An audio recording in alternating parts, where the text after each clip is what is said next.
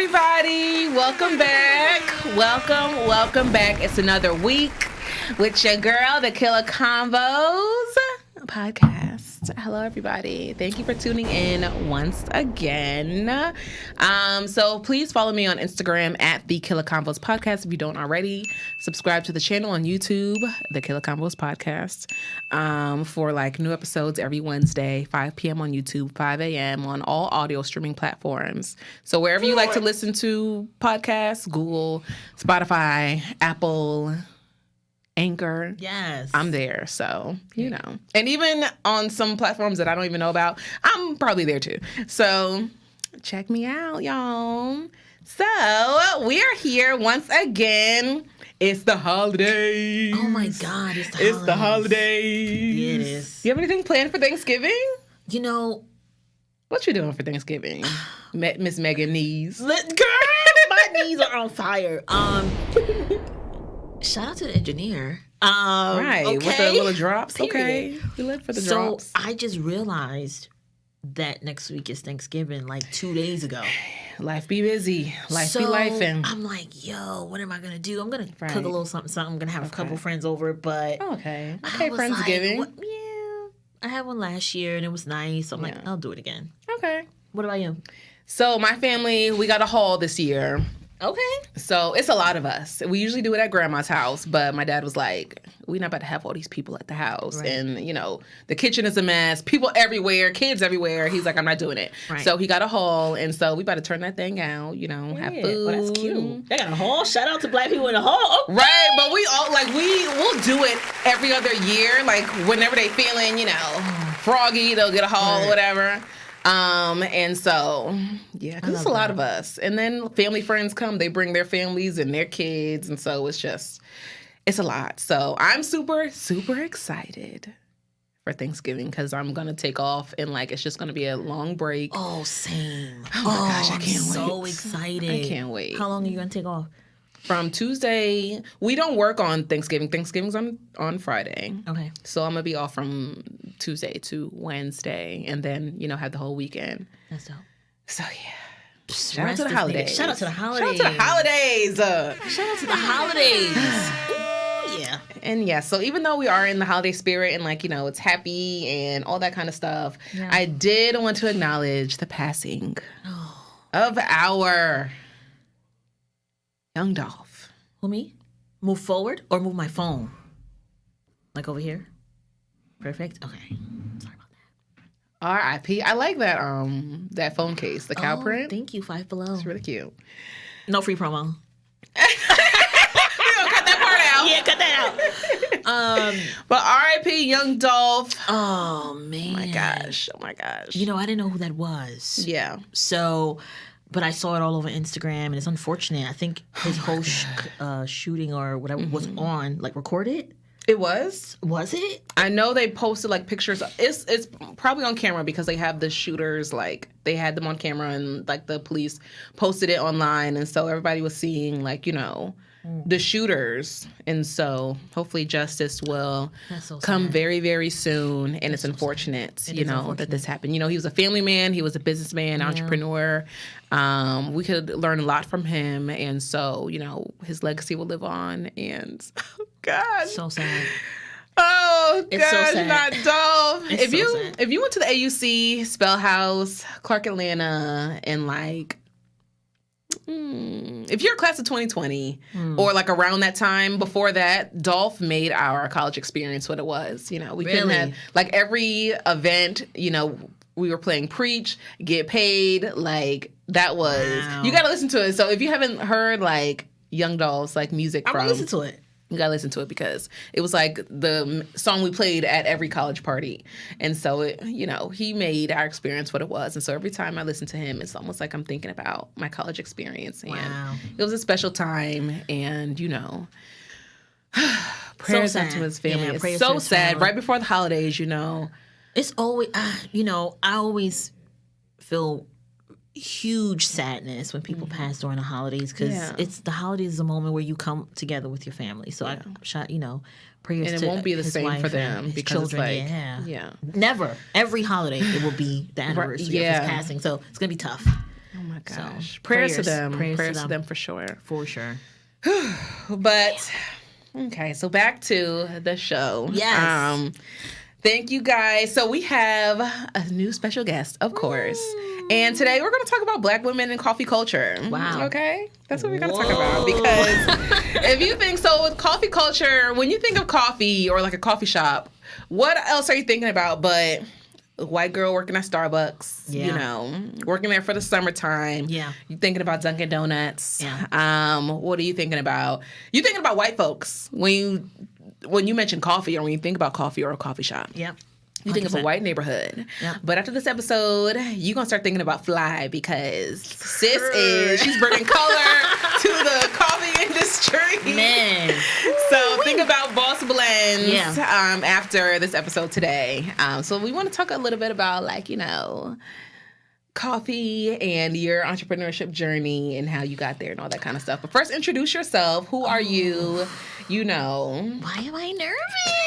I am so nervous. So don't be nervous, girl. We have to have a good old time. I don't want to block the camera. So, my name is Fly. I'm the founder of Boss Blend Coffee Company, which was established in 2018. Okay. And we just opened up a coffee shop 6 months ago. So this 6 months ago. It's been 6 months. So November 22nd will actually be 6 months that we've been open. Wow. I know. Wow. I know. And we were just talking about this. This is like my year anniversary here at Bravery Studios. Oh, yeah. We just realized that I started November 2020 here. Congratulations. Big deal. Shout out to November being the month of where businesses just grow. You know? November's a good month. November's a good month. Okay. It is. Okay, so 6 months. 6 months. You've been a shop. That is phenomenal. It's been tough. It's a mixture of emotions. So yesterday we were celebrating, we did a boss giving at the shop. So we was just open, like free entry was given, a little bit of libations and coffee and people would come out. We had a DJ, but also celebrating being open for 6 months because, I opened in the middle of a pandemic. So it's been difficult. What was that like opening, a coffee shop in the middle of a pandemic where people were really not, we were a little bit open in the fall. Yep. But, some people would say, don't open no businesses right now. Everybody said that. Okay. Everybody said that. My dad, shout out to my dad. And it's funny because my dad is an entrepreneur. But for some reason, he said, don't do it. He was just like, no, don't do it. He's an old school entrepreneur, right? He didn't have Instagram, Facebook, none of this shit. Can I curse on here? Yeah. He didn't have I curse all the time. he didn't have none of the shit that we have. So he was like, how are you going to get people to come inside the shop and feel comfortable and sit? And I'm like, damn, I don't know. Yeah. I'm going to try it. So something to think about. It was something to think about. It's been tough, but it's been such a good time. Yeah. It's been such a fucking vibe. Because it's your thing. It's my thing. And also, it turned out to be so much more than what I could have ever imagined. Yeah. So it's been hard, but it's been dope at the same time. So where are you from? I'm from Newark. Okay. Born and raised in Newark. But my mom is from Cuba and my father's Black from Brooklyn. Okay. Me. Oh, does that make you Afro-Latina? Yes, it is. Hello, Afro-Latina. Period. When's the last time you've been to Cuba? I've never been to Cuba. Okay. I've never been to Cuba. I want to go. Same. It's funny because before, the embassy was open, we couldn't, Americans couldn't just go up there. But once the embassy opened up, that's all you saw. Everybody was in Cuba. Yeah. So I do want to go. I still have family there. So, talk to my family, check out my family, just see where my mother was raised. Yeah. And, you and her have to go. We have to go. We're going to go. I really want to go to Cuba, too. I'd be so busy. Entrepreneurs out there, how do you guys take trips? Because I thought it would be way easier for y'all to than for the 9-to-5ers like myself. It's even harder for you because you're a 9-to-5er and an entrepreneur. So I've been there. Yeah. Oh my God. It's hard. It's like the balance. The balance, having to ask somebody to go on vacation. Yep. It's like you can't even just get up and go, like you'd want to. Right. It's hard. It's hard. But so you're from Newark. I'm from Newark. Okay. So that's very interesting. Yeah. I'd like to hear that. Is that why that you're from Newark? Because I'm like, I wonder where she's from. Like, is she from Newark? Because and that's like phenomenal that you have opened your business in your own community. Word. So is that why you chose Halsey Street? No, that's how'd you end up on Halsey that block? Street chose me.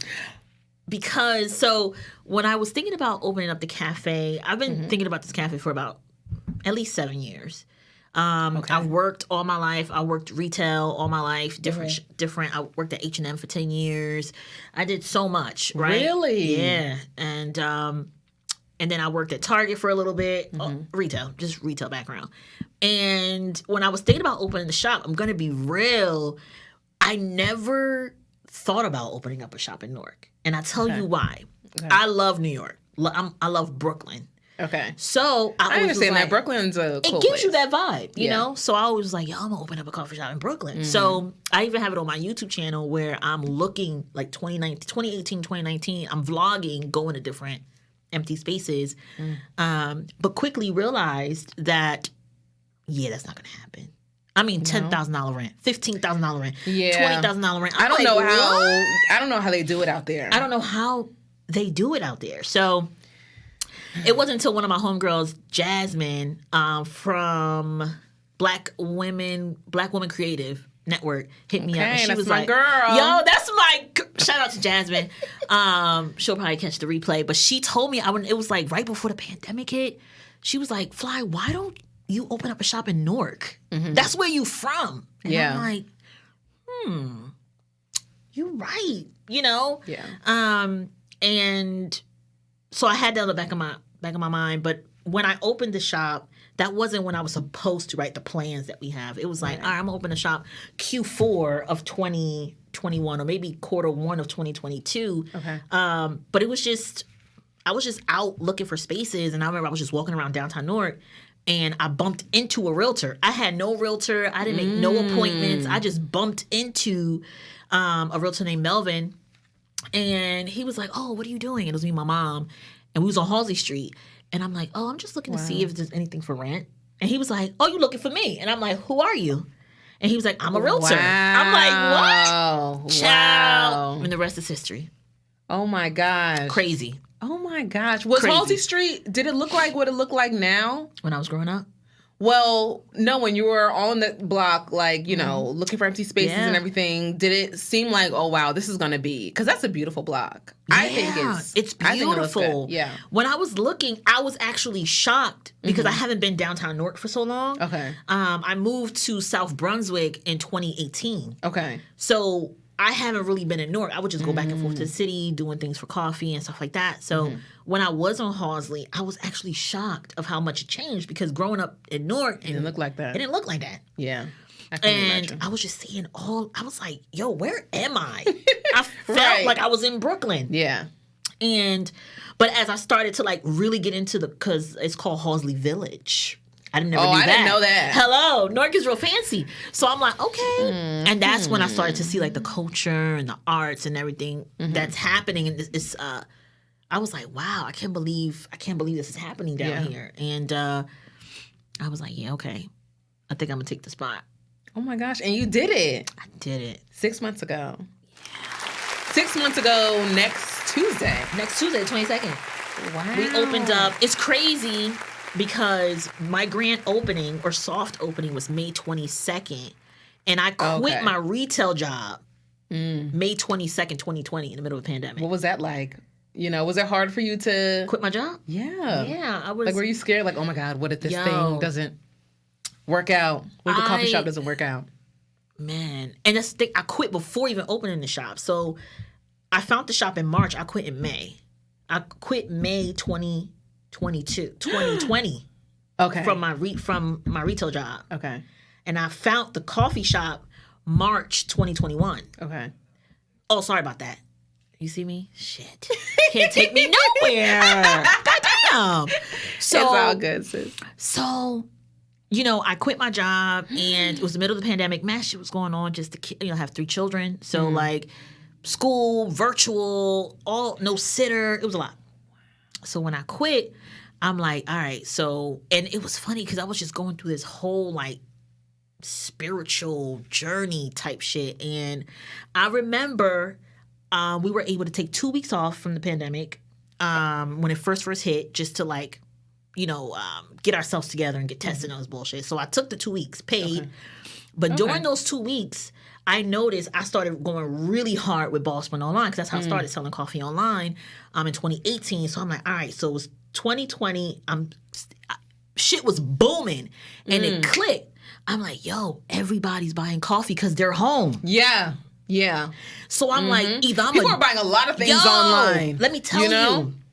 I'm like, that's the perfect time. See, the pandemic had some. It really did. And had some tough, good parts of it, It's tough, right? Because a lot of people suffered during the pandemic. They did. I truly believe the pandemic set me up to quit my job. You know? Sure. And long story short, I was like, yo, everybody buying coffee. I'm like, oh, shit. And something said, like, if you going to quit your job, this is when you quit. Mind you, I have a salary. I have good-ass benefits. Yeah. I'm like, God, are you for real? Right now. Leaving all that stuff? Right now, in the middle of a pandemic where people are losing their jobs left and right. That's why actually, were you like scared? Because the pandemic had everybody like shook, even for their jobs, am I about to lose my job tomorrow? And I remember hitting up my homegirl, and I'm like, yeah, I think I'm gonna quit my job. And she's an entrepreneur, and she told me, she just said, girl, she was on FaceTime. She was like, if you gonna do it, but follow your gut. And I'm like, word? I ain't told nobody. That you were quitting your job? Hell no. So here we are. And then I quit. I remember putting in my 2 weeks notice. I was sweating. I was shaking. Because you've been working retail for a long time. I was shaking. I'm like, God, Lord, we cannot be homeless, Lord. We cannot be homeless. That's what I kept thinking about. Like, Lord, don't let us be homeless. Long story short, quit. I was just doing everything online. And through that moment, working online and selling coffee online, I was just in everything, doing everything. And then I found the shop in March, and we opened in May. Oh, my gosh. So to say, I quit May 22nd, 2020. My grand opening was May 22nd, 2021. So without even realizing. It sounds like 22 was your like... Is that some kind number? Yeah. Yes. Oh shit! Yeah. 22 or the number. Or 2. That's the number. That's the number. You better play that. Pick it. I gotta play that. Hello. Sound like my grandma. My grandma be calling me like, Kayla, what's your license plate number? What's the numbers on your license plate? When's your birthday? Wow. She be playing it on our birthdays. She be doing all kinds of stuff. But so you were selling coffee online. What inspired you to start selling coffee? Like, are you a coffee person? So, how'd you get started with that? Yeah, so coffee has been part of my upbringing since I was a kid. Being Afro-Latina. Cuba, right? Yeah, being Afro-Latina. Cuba. And being raised in a very much Hispanic household. Coffee, we didn't do anything without coffee. Y'all drink coffee for breakfast. Lunch, and dinner.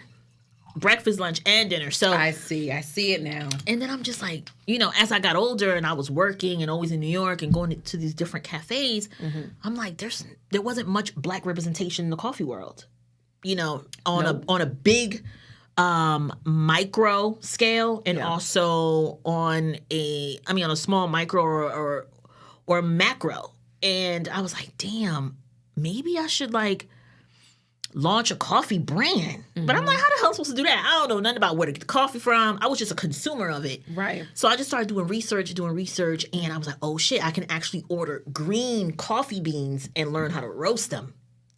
I'm like, well, how the hell am I supposed to learn how to roast them? So I got on YouTube University, that period. You know what? And I first started roasting like on the stove with with a skillet, and then that didn't work. I moved to a popcorn roaster, that didn't work. And then I was like, you know what, let me spend a little bit of money and get a nice size roaster and put it in my garage for ventilation. There's a lot of smoke when you roast coffee. Okay. So I started doing it in my garage, and it kind of went from there. And my mom helped me taste all the coffee. Because she probably knows, like, okay, this is good coffee. Because I wanted the coffee to taste, Cuban coffee is super strong. So I wanted it, but it's smooth at the same time. Okay. So I wanted to have that taste of the Cuban coffee. Fun fact, my coffee brand before, Boss Blend, it was going to be called Havana. But I got flagged by the government. I couldn't call my coffee that. Because Cuba don't play that shit.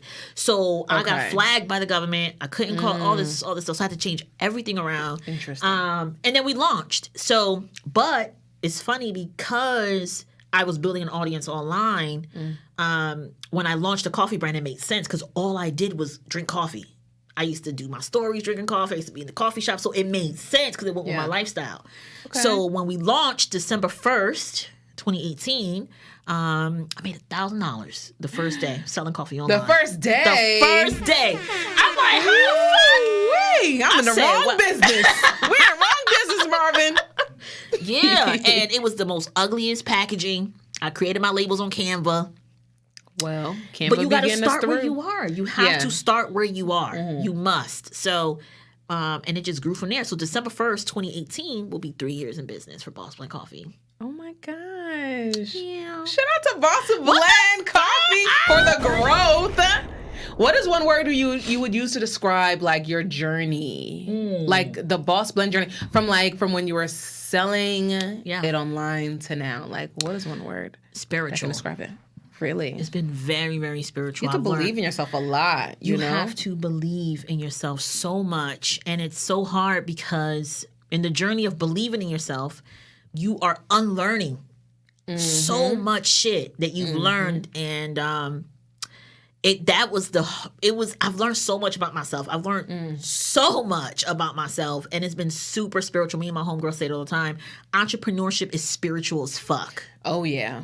Because you have to believe in something more than yourself to get through the shit. Because it's easy, like, to go to work and get a fucking check because you're not getting paid for your talent. You're getting paid for your time. Yeah. It's a time exchange. Yeah. Because you can sit at work for 8 hours and not do shit. You still don't get a check. Yeah. If I do not work, I do not eat. Right. You know? So it's been super spiritual. Yeah. For sure. Because even when you probably want to just like do nothing, like you just want to lay in bed all day. Yeah. Like there are the motions, like we go through these motions, like to be honest, like seasonal depression. Some, like I know for me, like some days I'll wake up and like have these great big ideas. Yeah. And like I'm like super amped up and motivated. I'm like, I'm gonna quit my job today. And this is what I'm gonna do. Yeah. And then by the end of that day, I'm like, man, fuck that. I'm not about to do that. I don't feel like doing none of that stuff. I'm tired. And easy. So then all that like momentum just like dies away out of nowhere. Yeah. And so, but you have to keep that going because if it doesn't happen, if that dream doesn't happen that day, or you don't start taking steps towards it that day, it'll happen over time. Yeah. And so I get you when you say like it's spiritual because, you know, you kind of got to unlearn some things and fight through. Yeah, and it's a mindset game too. You know, we are our worst critics. Absolutely. Our worst enemies. A lot of times we get caught up in what we think other people, but we are the ones who are makers of ourselves. I truly believe that. So it's really getting out of your own way. Yeah. And having the faith like, yo, I can actually do this, even if it's not perfect, you know, because it should be ghetto when you first start. It'd be so terrible. Oh my gosh. But you have to keep going because if not, you're never gonna see what you want to see. Yeah. Right. And so this is like a podcast. Like I started this as a millennial podcast, like for 20-somethings, because some people don't believe that if you're 20 now, you're not a millennial. We're like Gen X. No, you're a millennial, right? Yeah, I believe I'm a millennial, but people don't think like if you're born in 1995. Are you under 25? No, child. You look good, I just turned 26, so. Oh, you look good, girl. No, you're a millennial. You know. Yeah, you're a millennial. Yeah. Okay. So this was like a podcast for millennials, and so it's like right now everything is wealth, entrepreneurship, not working 9 to 5. Yeah. You know, being a millionaire today, and if you're not, then what are you doing with your life? True. And so, and that's all with like social media and the things that we're seeing every day. And so, you know, for people like yourself who you've been doing this for, you started kind of like you're figuring out how to start your business. You had a vision. Yeah. You're figuring it out, and then you started selling your product online. Yeah. And then how many months later you opened a shop? Months later is when? When you started selling coffee online, months later, you kind of started the shop, or was it? I started selling coffee online in 2018. We opened up the shop in 2021. Okay, and so that took some time. It took some time. So, consistency is key. Consistency is key, but that's also tricky though, right? Because people be like, oh, you got to be consistent, but in what way? Right? I think we forget that part. It's like, oh, consistency is key, but my consistency might be doing something once a month, every month. Yours might be every week. So a lot of times we get caught up in consistency and we don't do shit. But it's like, I always tell people who be like, oh, Fly, you so consistent. I be like, no, it's just, I mean, you see me online. I show up twice a week, but I do it every week. Your consistency feel like, oh, I got to do this shit every day. You'll burn yourself out. Right. So you got to do what's best for you. You have to make it work for you. You must, and then stay consistent in that. Okay. Right. So how were you making it work when you were working retail, you were 9 to 5. Yeah. So how did you allocate time for Boss Blend? Girl, I remember I was working retail, so my hours were all over the place. I was in management, so I had a little bit of control of my time, but not really. So everything after work, like, it was all Boss Blend coffee. So after work? Because I know, child, you be tired. Oh, I'd be tired. But let me tell you, I don't do that anymore, but I used to be up 2, 3 o'clock in the morning working on Boss Blend, like packaging and research and figuring shit out. And I used to put in 10,000 hours. Like, that first year, I was going ham. I was doing pop-ups. I would work, let's say I had a morning shift. I would do a pop-up in New York in the evening. I would do so much just to get my name out there because I knew the power of brand equity and I knew the power of brand awareness. So even if I would do a pop-up and no one would buy from my table, the fact that you saw me, you spoke to me, you saw the brand, you saw the logo, that's brand awareness. So I knew the power of that just by working retail. You know, I know H&M got a lot of slack, but H&M marketing is crazy. Yeah. So I took a lot from that. I took a lot from that. Okay, so you learned from your 9 to 5 business. I think that's super important. It's super important. For people who are like, don't work a 9 to 5, it's a waste of your time. Nah, you need those skills. I think you can learn from it because I learned a lot from my job too. I work for a nonprofit. And I learned a lot from them with like organizational structure and like management, supervision, all that kind of stuff. I'm learning a lot from them. And it's like way out of, what I'm doing here. Like, this is media. This is a lot of social media. Marketing has to go into this and like creativity.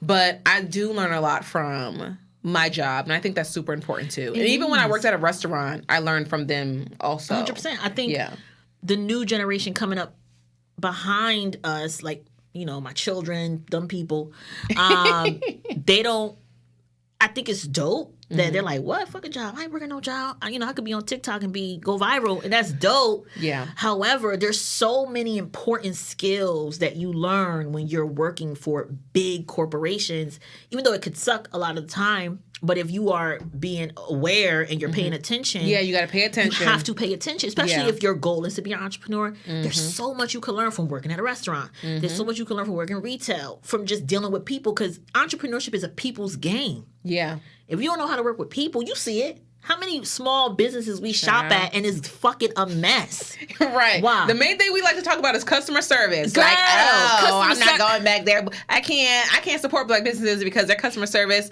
is shitty. And a lot of times it's because they don't have experience in customer service. So instead of getting outside, if you're not good with people, then you need to hire somebody to be good with people. But because we don't know that part of entrepreneurship, like, it's a lot of, if you think about it in our communities, we grew up around a lot of entrepreneurship, right? Yeah. We just didn't call it that, right? We knew somebody who owned a bodega. We knew somebody who owned a hair salon. We knew it. We didn't call it entrepreneurship. But your auntie that ran that hair salon, that opened it back in the 90s, she was an entrepreneur. She was busting her ass. Yeah. So, but we didn't call it that. We just knew that's auntie that owned the shop. You know what I mean? And now it's just like, now we all got to have it. We all got to do it. Yeah. But a lot of us don't have anything else besides that to look for when we think about entrepreneurship, meaning, if you are not good at something, you must outsource that shit. You must operate in your zone of genius when you're an entrepreneur. So if you're good at creative marketing and network marketing or social media marketing, stay in that, but hire other people to do something else. I believe in hiring other people. You because have to. Work smarter, not harder. I learned that shit the hard way.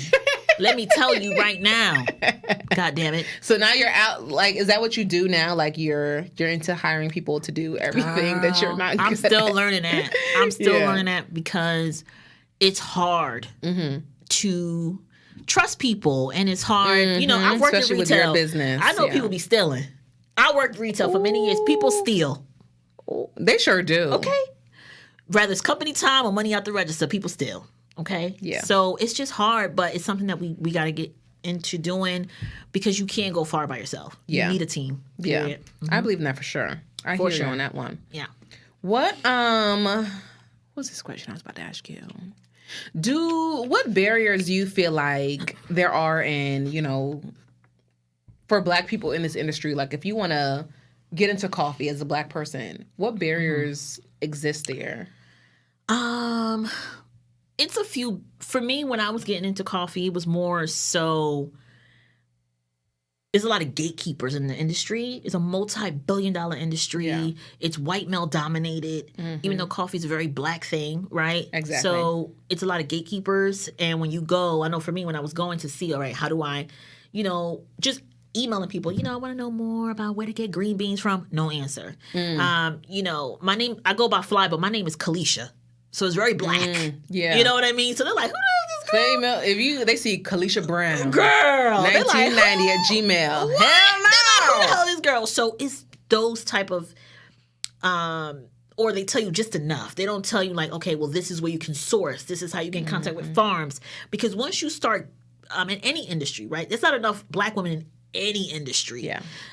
So when we start to really dig deep and try to get these resources, we have to fight through the gatekeepers of these industries to help us get in. But that doesn't mean that you stop. So even now, I'm going to be honest with you, I kind of do my own thing. I know like the basis of it, but all the other rules, I'm just trying to create my own ecosystem. Yeah. Because that's the name of the game. People, these huge companies, they create these ecosystems that you can't penetrate.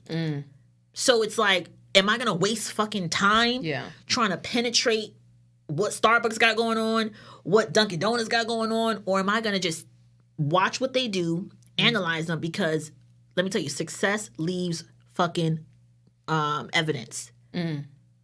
Starbucks been around for 50 plus years for a reason. Everybody may not love them, but them lines is always fucking long. Tell me, right? And I don't get it because I don't think Starbucks is good. It's not good. The coffee is not good. Success leaves fucking evidence. It leaves clues. So either you're gonna pay attention or you're not. Yeah. So you get what you get, and you start to create your own ecosystem. And that's what I'm trying to do slowly but surely. So I'm always concerned about, all right, if I'm gonna hire, I want to hire Black and brown. Okay. If I'm gonna, you know what I mean? Because it's easy, but it's hard though. Yeah. It's hard to find a Black barista. Child. It's hard because we don't have that experience. Yeah. But what does that mean to be a Black barista? Like, you have to know how to make Yeah, coffee? like if you go to a nice little coffee shop in Brooklyn, usually the baristas are, Caucasian, they're Asian, and they just, a barista from Starbucks and a barista at a niche cafe are totally different. Really? Yeah, because at Starbucks, I'm sure they teach them about coffee culture, but it has become such a mainstream chain that everything is automatic. If you pay attention, they pressing buttons. Even at Dunkin', like they're pressing buttons. Yeah. Versus at cafes, it's not real coffee. You know what I mean? Versus cafes like mine and other ones, like everything is manual. You're actually like dealing with the coffee. You're grounding the coffee. You're doing all these different things. So the hard. Smaller cafes, they're actually making like grinding it. Yeah, they have the grinder. They're tampering it. They're testing their machines daily because coffee changes with humidity, with what So it's so many different variables. Wow. And when you but. Let me find out coffee's a spiritual product. Let me tell you. Sounds spiritual to me. It's such a ritual. It really is. And that's what I spend a lot of my time doing at my cafe, is kind of teaching people coffee culture, because Starbucks created a whole different culture. Yeah. So there's certain drinks that Starbucks do that are not meant to be super big drinks. Like a macchiato is not a big drink. When people come with like a fucking venti, like macchiatos are like 4 ounces. I be going to Starbucks confused. You know what I mean? But they created their tall own is ecosystem. small, venti is big. Think about it. Thank you. I'm like, please, I don't come here. Can you tell me? But that's the power of culture. That's what they created. Like, if you got to pay it. Don't get me started on fucking just everything, because it's like, yo, Starbucks, they don't think of themselves as they think of themselves as a brand. Yeah. You know, so, and they created a culture around coffee, but really it's all a status symbol. If you drink Starbucks, you got a little bread. You know what I mean? Child. True or false? True or false? Very much true. It's true. Very much. It's a stat, just like Apple. If you got an Apple, if you got a have phone, a little coin. If somebody here, you got an Android. Why you got an Android? You're broke. Right. And it's not true though. Right? I know very successful people who still fucking got Nokia phones. Flip phones. They got what was it? The BlackBerry. Hello. So Child, it's all about. I'm so glad, because I wanted to get into this about just like how coffee is represented, because it's marketed to white people, 100%, middle class. Like 100%. That's really what it is. And so when you think of a coffee shop, you're thinking a coffee shop coming to Newark. That's gentrification, for sure. And so I read so this episode. Shout out to Realish Media, because shout out. I've been doing some research. Thank y'all for getting me out of my comfort zone, because I've been doing some research on like things like coffee, and for like other entrepreneurs and creatives who are like into fields that I'm like, never thought to look into. I'm looking into it now. I'm doing my little research. I know, that's putting my little master's cap on. Putting my master's to use. So I read an article from Perfect Daily Grinds. Is basically talking about how coffee culture now is like representative of colonialism. Yeah. Because we, black and brown folks, farmed coffee. We produced it. We created this billion-dollar industry. And so in the article it says, specialty coffee creates an economic dividing line between those who can afford a $4 cup of coffee and those who cannot. Yep. It's hard to push an agenda of gentrification with black and brown faces at the forefront. And, that basically reflects the foundation of coffee in the slave trade, So, and so there are deep roots of racism and colonialism in coffee. And, when we think of coffee shops now, we're thinking about gentrification. It's true. We're getting displaced. Yep. White folks are coming in, going out, and so it's almost like if you see bike lanes, Trader Joe's, it's happening. All these symbols of gentrification happening. And coffee is a part of that too, because they say black folks don't drink coffee. And that's a lie. That's a lie. And that was one of the My mother loves coffee. Reasons why I started Boss Blend Coffee, because the mission behind the brand is to show that black and brown people deserve artisanal product, right? We deserve artisanal product. We deserve dope packaging. We deserve dope marketing. I've pitched my brand to a lot of retailers, and they all ask me the same question. Like, why are you so focused on black and brown, right? And it's simply because when we think about coffee, the coffee world does not think as black folk as their customer. It doesn't. Nope. Right? It's sodas and sugar and McDonald's do. You know what I mean? Because why? They make it feel like it's this upscale thing that we cannot afford. Yes. So it was always, I used to get so mad. I'm like, this is why I started the brand. So a lot of my marketing, like, it's always going to be a black hand. If you go on like any Pinterest and try to find like black coffee aesthetic picture, you can't find it. Right. You cannot find it. So it's like, okay, I have to create my own damn pictures of this aesthetic coffee world that I'm trying to do. So that's why when people come into the cafe and that's an aesthetic right there. You understand? So and let me tell you something. There's people that come to my shop, black folk. This is expensive. And let me tell you something. A flat white at Boss Blend Coffee is $5. Yes, it is. It's $5. You should want to spend it there. You know what I mean? And not at Dunkin' Donuts. Because sometimes I be ordering at Dunkin' Donuts and I'm like, dang. No, for sure. It's $5. But also, I was super intentional about that because of course we got to do, cost of living and where we at. And, downtown Newark, it's becoming expensive. Rent is anywhere from $2,000 to $5,000, so of course we're looking at that. But then we're also looking at we're right close to the city. So it's a lot of things that I went into consideration with pricing our menu. Okay. But also, I thought in my mind, it's disrespectful for me to come down here and build this black ass coffee brand and automatically think my people can't afford it. That's bullshit. And even entrepreneurs that come up to me and they're black entrepreneurs and they're like, oh, I'm an esthetician, but I don't know if I should charge $100 because I don't want then my people won't come to me. We got money, y'all. We have money. You know why we got money? Because we wear all this Louis Vuitton. But it's all about. With us is what we find value in. Yes. Right? Yeah. So, if we want it, no matter how expensive it is, we're gonna buy it. Like, everybody got this fucking connotation that black people broke. We ain't broke. We just move our money and we transition our money in different ways. I like that. We're not broke. We not. And I want us to stop thinking that because we're not broke. So how do you address the people who are like, your coffee's expensive. I'm not paying $5 for a flat white. I'll be like, Dunkin' Donuts is down the street there. Yeah, because it is Dunkin' Donuts down the street. We have also Starbucks on over here. And they be like, or I just be like, come back anytime. I'm not changing my prices. Yeah. And majority of our customers online and in store are black. Black and brown folk who are entrepreneurs, who are professionals, who are dope as fuck. We out here, y'all. Stop playing. Yeah, and stop playing with Boss Blend because period. That's some good coffee over there.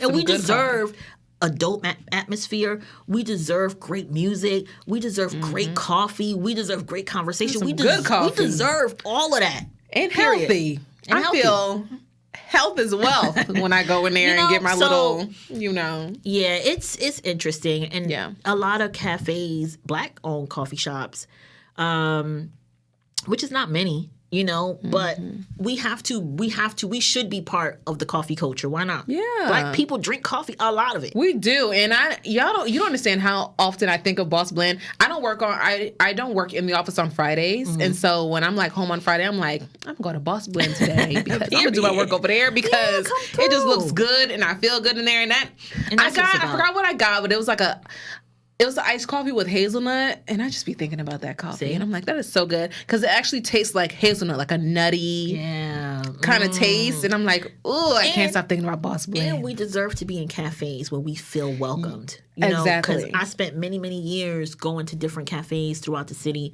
and just felt like, you could be in the middle of Bed-Stuy in a coffee shop full of white hipsters, and they make you feel crazy. But you in the middle of Bed-Stuy. This is a black community.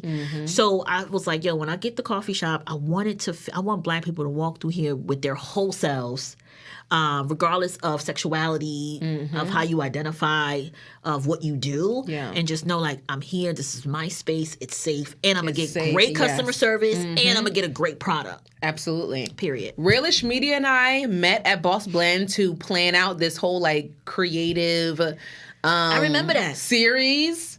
And so, Realish instantly, she was like, we're going to invite her too. So we went to Boss Blend to plan out this whole mastermind, plan for Killa Konvo. So check out Boss Blend Coffee for sure. It's and then I went to the spoken word because Jasmine invited me. Oh my God, I love Jasmine. And so that was a vibe. Me and Bae came over there. He really had a good time because he's into music and everything and producing music and stuff. So he was really into it. It was a whole vibe. So. That's dope. Yeah. Where you live at? You live in Jersey? Yeah, I live in I work in Brooklyn. I live in Bloomfield. I'm from Maplewood, South Orange. Nice. And so, wow. Cool. I live in Bloomfield now. I love Maplewood. I do too. Oh, I love Maplewood so much. It's, it's cute. Mapso birthed the legend. Period. Mapso. Period. There's a brand called Mapso Legends. And it commemorates the lives lost from Maplewood, and so they'll have charity events and things like that. And so I consider myself a Mapso legend because period. Of course. Hey, Scissor Girl. She went to Columbia High School. Oh yes, Scissor did go to Columbia. I'm sweet. She sure did. And so a few things Yeah. I wanted to touch on. So you didn't feel like you were like contributing to gentrification that was happening in Newark because you were a coffee shop? I never thought about it, but people have said their comments. You know, really? Yeah, people have said like, oh, you know, your drip coffee is $2.50. Oh, Newark is, Newark, you know, because you could get a drip coffee for $1 anywhere, you know, gentrification. But I never really, you know, I don't lose sleep over shit like that. But because people are buying, you know, and then you have a few. People are buying, and you know what, like. I feel grateful that I'm able, because Newark is being gentrified. Yes, it is. 100%. I knew Newark was being gentrified when I saw a white woman walking her Great Dane on Broad and Market. I'm like, oh yeah. She ain't got nowhere to fit that damn dog if she live around there. But check it. So I'm like, all right, y'all should want black folk to get spaces now. Because to have their own businesses. You know what I'm saying? You know, when spaces are getting gentrified, you know, you should want black businesses to be there. To be there. Because what they're going to do is make it all white. So it's like, you know, but... Then you're going to have a bunch of Starbucks. That's what they do. Incidences where, Downtown North, they already got a Whole Foods. Whole bunch of racist shit happening. They already got a Whole Foods. Whole Foods. Downtown North? Yeah. Clearly, I haven't been down there Whole either. Foods. They got a expensive ass wine cellar there. Wow. I mean, so much is happening downtown Newark. So much, and it's like we should want to be part of that. We should not want to be excluded from it. Like, no, like, so I think that anybody should be like, yo, if this is the place to be, if this is where I'm going to get foot traffic, be a part of it, because in the next 5-10 years. We ain't gonna be able to get in. The shit gonna be too expensive. So do it right now. So what advice do you have for like entrepreneurs who want to open up their own shop, whether it be in food or in any other like industry? And you know, that's a good question. You know, or advice for entrepreneurs, period, who just like wanna start. Yeah, I think you need to start where you are. You need to start where you are. You need to do a lot of self-development work. You know, a lot of self-development work. There's a lot of entrepreneurs out here who, you know, they're still working check to check, you know, project to project, freelance to freelance. You feel me? So and that's what you got to do, you know? You feel me? It's a lot of self-development work and believing in yourself, but mostly a lot of self-development and believing in yourself. And you can't tell everybody what you're doing. Really? Hell no. I didn't tell my family I opened up the coffee shop until I invited them to the grand opening. Are you serious? I'm dead ass. They weren't offended? Like, what is this? Probably, but... Because you just don't need... Like you said, it's a spiritual journey, so you don't need all these extra... People projecting their fears on you. People project. And I was going to open up... You know where Burger King is on Springfield Avenue in Maplewood or Union? Girl. Duh. So right next to it, there's... oh my God. There's Burger King, and then there's like a Chinese guy who owns something right there. And then across from it's nail salons on both sides. Right, okay, nail salon. Yeah. Across the street, you know where Freetown is? Yeah. People can't hear me? Freetown Why? CBD. Okay, so right across the street from Freetown CBD, there was an empty space that I was going to get. Okay. And I didn't get it because... It was so damn expensive. No, it was cheap. It was $1,000 a month. Yep. Let me find out. Yep. Hold on. Yep. And how do you download this? Save? Is that what you mean? This is... I'm gonna just share it on my stories, on my thing. But yeah, so, and I didn't get it. My mistake was calling my uncle, telling my uncle, hey, I found this spot. Oh my God, I think this is a perfect spot for the coffee shop. And he talked me out of it. See. Because he was afraid. And that was super early in the pandemic. Wow. But I felt like, oh my God, this would be dope. It's Springfield Avenue, blah, blah, blah. It's not too far from HLS. Mm-hmm. I like Halsey for you, though. But Halsey was it. But everything happens for a reason, right? Everything happens for a reason. Yeah. So, but saying that to say is you can't tell everyone what you're about to do because people, first of all, they're not the vision holder. So they don't really understand what it is that you're trying to do. And also people project their fears onto you because they cannot... They can't even fathom. They can't think about it, or they've tried it and they failed. Yeah. And never tried it again. So they just, you know, left that where that was. For sure. You know? And it's something called the dangers of familiarity.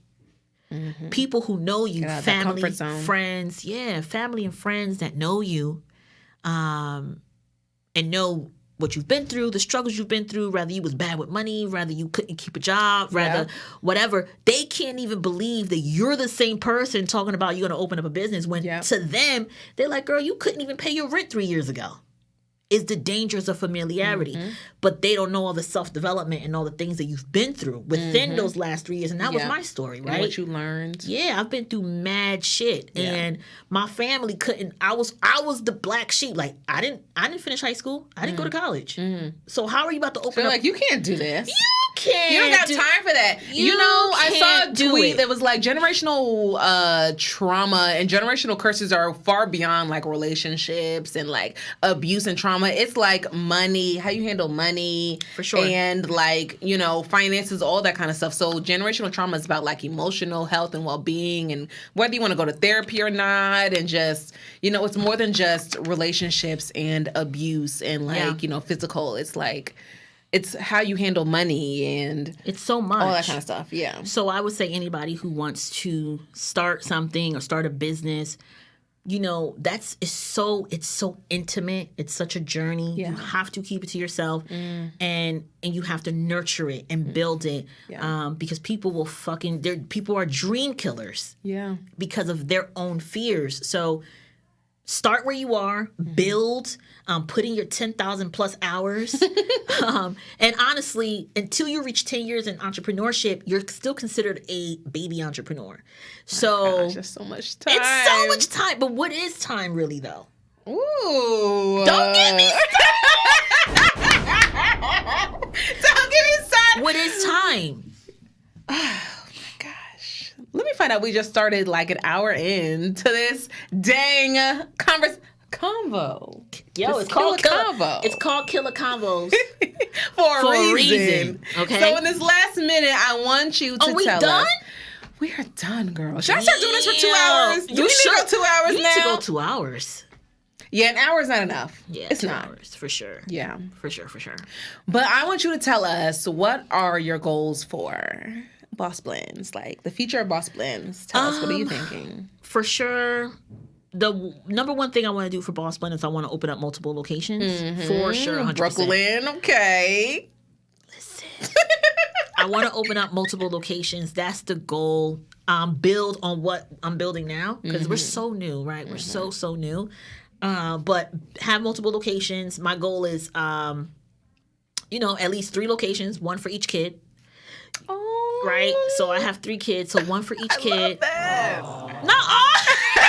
See? Okay. We got the drops now. We got the drops for that ass. Shout out to the engineer. But I do, everyone calls us the Black Starbucks. And I think that's super powerful, not because of Starbucks, but because of what that means, right? Yeah. It means longevity. It means 50 plus years. 50 plus years. It means brand equity. It means so much. Yeah. So I'm like, damn, the Black Starbucks. All right, it's a little pressure. Big. That's big. Right, that's kind of big.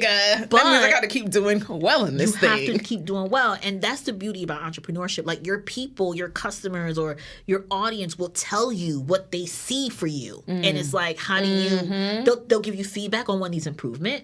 And they'll also see the vision. And the truth is, our customers, our audience is what's going to help Starbucks be lasted because of the people.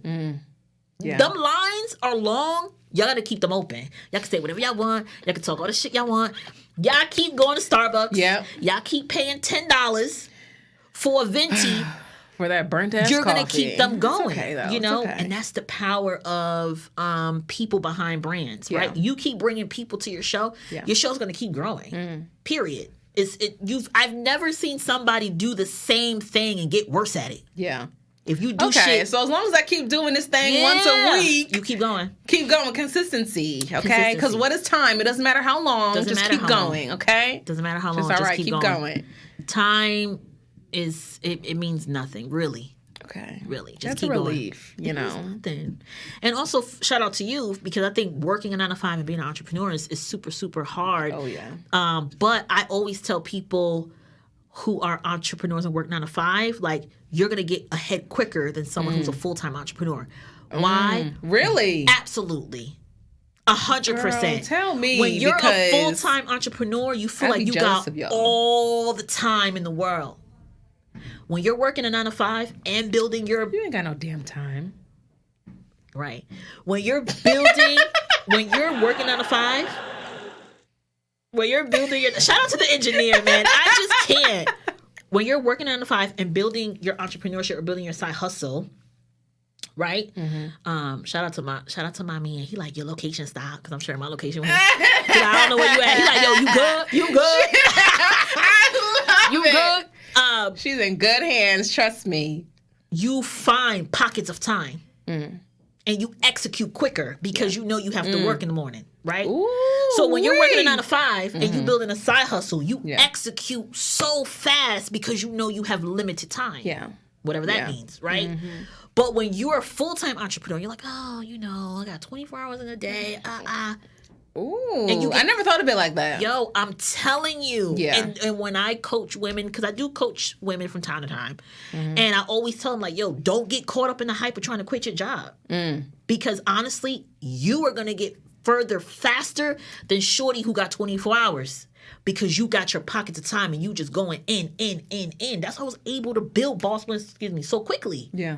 Because I was working and I was building Boss Blend because I was executing execution was next level. Wow. Now that I'm a full-time entrepreneur, I feel like I got all this time, but then I feel like I ain't doing shit because it's like my time slips me.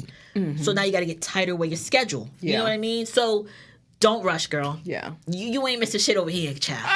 Oh my God. It's a lot of work. The gems. I told y'all. I would never thought of it like that. I'd be like, listen, I'm tired. I don't want to do it. Yeah. But I do think about, okay, well, I'm working these hours. I'm not going to want to do it at this time. So I have to do it at this time. And then I get it done. You know. Period. So you good. Don't rush it. Oh my gosh. I knew I needed you on here. I needed to hear from you because it doesn't matter. Like, even though you're in coffee, you're in the coffee industry, there's no boundary. You know, you're in coffee, I'm in podcasting media. You're doing the media, you have social media, you had a podcast. Yeah. You need all of that stuff. You do. And so we can learn from each other just because we have our own things, you know? Yeah, I think that's the beauty of it. One of my really good girlfriends, she's a realtor. Shout out to Rhonda, the realtor. She's on live right now. Hey, Rhonda girl. She's a realtor, but we share so many gems because she's an entrepreneur and so am I. And we share so many of the same principles. Even though we're in totally different industries. Right. You know, we still have to operate the same. Like, she's selling multi-million-dollar houses, so she has to be on all the time. Right. I have a coffee shop, but I still got to be on. Everywhere I go, I got to tell people about my cafe. Everywhere you go, you got to tell people. The marketing, the promo, all that stuff. Everywhere you go, you got to tell people about your podcast. Ciao. Everywhere. Because that's how. Yeah, I do. Yeah. You do. And I do. I'd be like, I got a little podcast. You have to. Follow me. When I went to, when I travel now, and, people try to get my Instagram, I'm like, follow me. I'll follow them on my podcast page and my regular page. 100%. And if you don't need to get my regular page, you just get my podcast page. And and that's how you grow. And the power of, word of mouth is the most, I believe, the most powerful, powerful, type of marketing. Yeah. Because people shop and buy from people they know and trust. Yeah. So if I now go back and tell my homegirls, like, yo, y'all got to get on Killa Konvo. I was on there. The hostess, they're going to believe me. Versus you going and promoting yourself. You're always going to promote your shit. Yeah. Right? People going to believe. People be like, okay, girl. I can say my coffee is the best coffee. But if somebody else be like, nah, the coffee's really, they're going to go buy it. Yeah. So always tell people what you do. And, word of mouth is powerful. Alrighty. Thanks for the gems, Boss Blend Coffee. Hey. Y'all, I'm telling you, they be having events that are so lit. Much. Coffee is good. Thank you. Just go there just to hang out, have your meetings, meet some friends, plan something, brainstorm, come up with your evil plans come to through. be, Come through. Come through, okay? So what's the address? It's 25 Halsey Street, Newark, New Jersey, and Halsey Village. New Jersey, okay. Yeah, Newark, stand up. 973, stand up. Thank you guys for tuning in to another episode. See you guys next week. Peace out. Thanks, Clay. Oh, this was so